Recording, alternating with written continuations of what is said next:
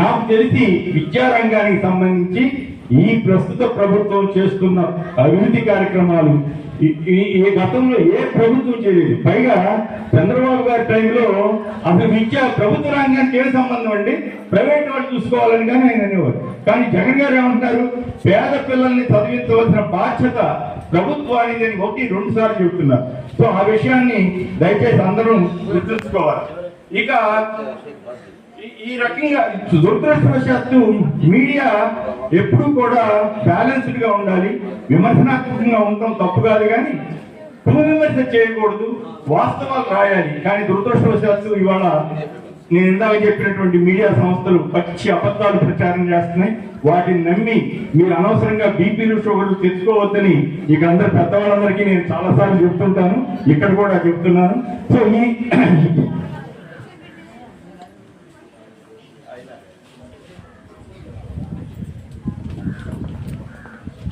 ఇంకా వేరే విషయాలు ఉన్నాయి, కానీ పిల్లలు కాబట్టి ఆ విషయాలన్నింటికి అవసరం లేదు.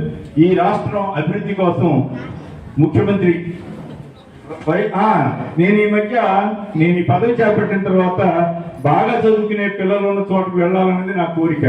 ఆ ప్రకారం ఎక్కడో తూర్పుగోదావరి జిల్లా బెండపూడి అని తుని దగ్గర ఉంటుంది. ఆ బెండపూడి స్కూల్కి వెళ్తేనండి ఆ పిల్లలు నాకు ఆశ్చర్యం వేసింది. షేక్స్పియర్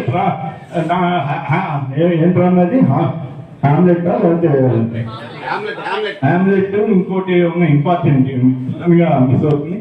ఆ దాంట్లో ఉన్నాయన్నీ చక్కగా అసలు నటించి చూపించేస్తారు. నటించడమే కాదు, ఇంగ్లీష్ లో చెప్పేస్తారు. టక్క టక్క టక్క టక్క డైలాగులు చెప్తా ఉంటే నాకు ఆశ్చర్యం వేసింది. ఒక ప్రభుత్వ స్కూల్లో ఒక టీచర్ తలుచుకుంటే ఆ టీచర్ పేరు ప్రసాద్ గారు, ఆ ఒక టీచర్ తలుచుకుంటే మిమ్మల్ని అందరినీ కూడా మార్చేసి బ్రహ్మాండమైనటువంటి పొజిషన్లో తీసుకెళ్ళగలరని ఆయన బండపూడి స్కూల్లో మేము చూసాం, గమనించాం. అట్లాగే ఇక్కడ కూడా మీకు మంచి విద్యను అందిస్తున్నటువంటి ఈ స్కూల్ టీచర్లకి, ఈ నిర్వాహకులందరికీ ఒకసారి చప్పట్లతోటి, అలాగే మీ పూర్వ విద్యార్థులందరికీ చప్పట్లతోటి వారికి అభినందనలు తెలియజేస్తాం. ఎన్ని భాషలు నేర్చుకుంటే అన్నది గొప్ప విషయం. ఒక భాష తెలిసిన వాడు ఒక మనిషితో సమానం అయితే 3 భాషలు తెలిసిన వాళ్ళు ముగ్గురితో సమానం. అంటే ఒక వ్యక్తే ముగ్గురితో సమానం అవుతారు. అవునా కాదా? అవునా? ఎవరు అవునా ఒక్కడన్నా నాకు చాలా సంతోషించింది. అంటే ఒక్కళ్ళే వింటున్నారు అన్నమాట నా స్పీచ్, అంతేనా? ఎవరన్నా వింటున్నారా? ఆడపిల్లలు ముందుగా సావిత్రి గారి గురించి మాట్లాడాలి. ఇందాక మిత్రుడు సావిత్రి గారితో నన్ను పోల్చారు, కానీ నేను ఏమాత్రం సరిపోను. ఆవిడ చాలా హిమాలయాలంత ఎత్తున ఉన్నారు. ఆ హిమాలయాల ఎత్తు నుండి ఆవిడ పాపం జీవితంలో ఉత్థాన పతనాలు చూశారు, కష్టాలు నష్టాలు చూశారు, అలాగే అత్యున్నతమైనటువంటి హోదాను చూశారు.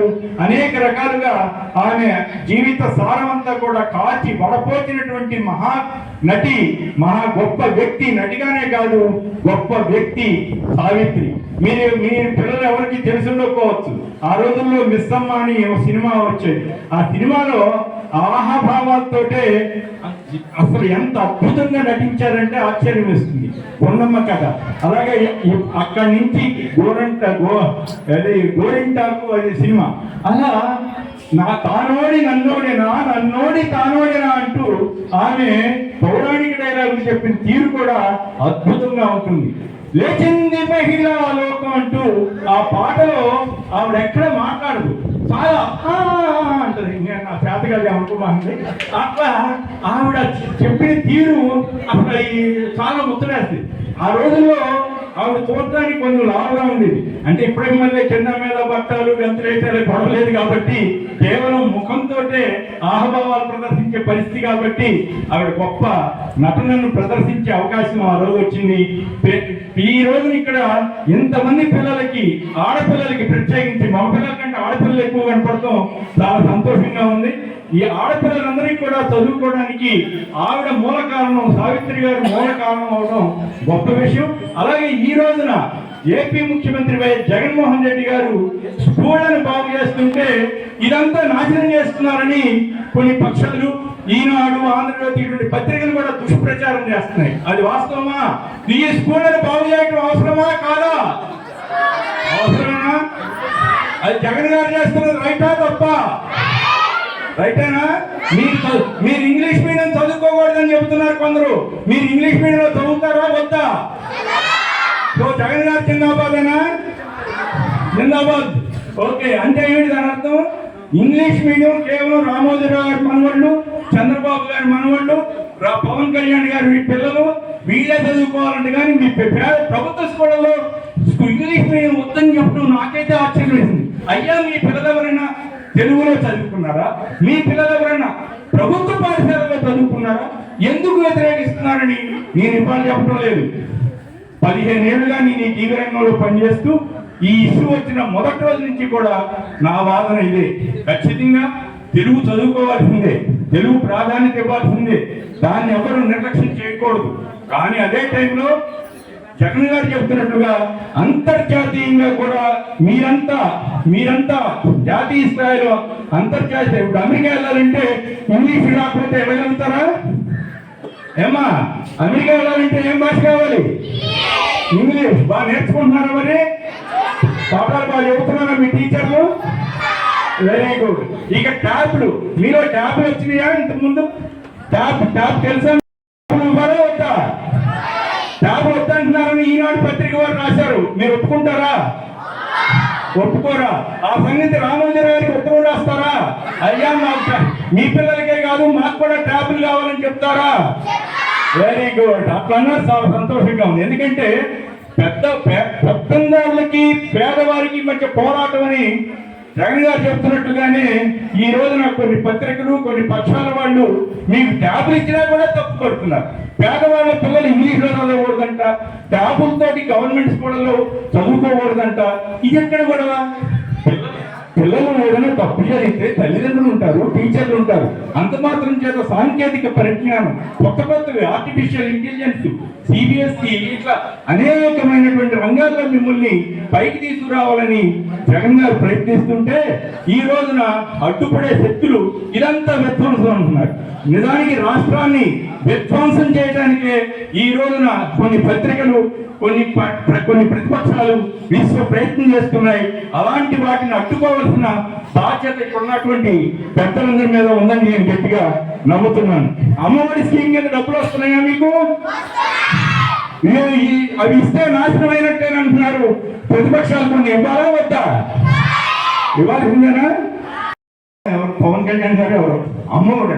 అమ్మఒడంట. ఎందుకండి అమ్మఒడి? ఇంకోటి ఏంది?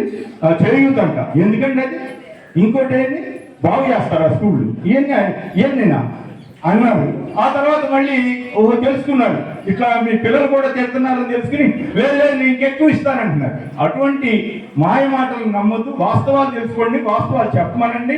ఖచ్చితంగా మీ అందరికీ ఉపయోగపడే, మేలు కలిగేటువంటి వాటిని ఎవరు చెప్పినా ప్రోత్సహించండి, తప్పులేదు. కానీ విద్యారంగానికి సంబంధించి వైఎస్ జగన్ గారు చేపట్టినటువంటి అనేక కార్యక్రమాలు మన రాష్ట్రానికే ఒక గుర్తింపు తెస్తున్నాయి. వీటిని ఇంకా ముందుకు తీసుకెళ్లాలని, ఇందాక వారు అన్నట్లు బస్సులకు సంబంధించి కానీ ఇతరత్రా కూడా వీటిని ప్రభుత్వం దృష్టికి తీసుకెళ్లి ఏ మేరకు అవకాశం ఉంటే ఆ మేరకు పరిష్కారం చేసే దిశగా. కానీ చాలా చోట్ల ఇట్లాంటి అవకాశం లేదు. ఇట్లాంటి బస్సులు ఇవన్నీ మీ గొప్పతనం. ఈ స్కూల్ గొప్పతనం ఏంటంటే మీరే బస్సులు మెయింటైన్ చేయడం. సో ఈ గొప్పతనాన్ని మీరు ఎలా కంటిన్యూ చేయాలని ఆలోచించగలిగితే బాగుంది. ఎందుకంటే ఇక్కడ ఒక చోట ఇస్తే ప్రభుత్వం అన్న తర్వాత మొత్తం రాష్ట్రం అంతటికి ఇవ్వాల్సి ఉంటుంది కదా. సో అందువల్ల అది ఒక పాలసీ మ్యాటర్ అవుతుంది. మరి ఎట్లా సాధ్యం అవుతుందో నాకు తెలియదు. కానీ బట్ నేనైతే సలహా ఇచ్చింది ఈ గ్రామ పంచాయతీలు, అలాగే మా జిల్లా పరిషత్తు, వీళ్ళ ద్వారా మీరు ఏమన్నా మాట్లాడి సత్వరమే మీ సమస్య పరిష్కారం కావాలని కోరుకుంటున్నాను. అలాగే మీరు నాకు రిప్రజెంటేషన్ ఇస్తే అది ప్రభుత్వ దృష్టి కూడా తీసుకువెళ్తాను. అలాగే సావిత్రి గారికి సంబంధించి ఈ రోజు ఇంత గొప్ప కార్యక్రమంలో పాల్గొనే అవకాశం నాకు ఇచ్చినందుకు, పిల్లలంతా ఇంత ఓపికగా శ్రద్ధగా విన్నందుకు అందరికి కూడా నా ఆశీస్సులు. అలాగే నాకు ఈ అవకాశం ఇచ్చిన పెద్దలందరికీ కూడా ధన్యవాదాలు తెలియజేసుకుంటూ నమస్కారం.